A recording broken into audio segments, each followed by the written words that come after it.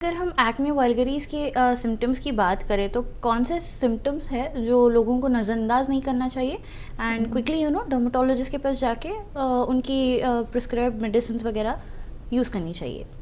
So the main symptom is if you are getting, अगर एक साथ एक 3 to 4 पिम्पल्स ज़्यादा आ रहे हैं और अगर कोई भी pimple see around your periods वो टाइम पे there is a flare, hormonal fluctuation होता, तो यू माइट गेट 1 or 2।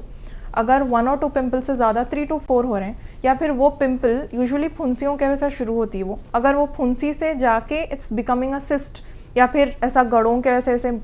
मोटे बड़े बड़े आ जा रहे हैं और ब्लीड हो रहा और अब बहुत ज़्यादा हो जा रहे हैं, देन अगर बैक पे भी हो रहा, अंडर आर्म्स में हो रहा, अदर बॉडी एरियाज में भी हो रहा, तो that is the right time and don't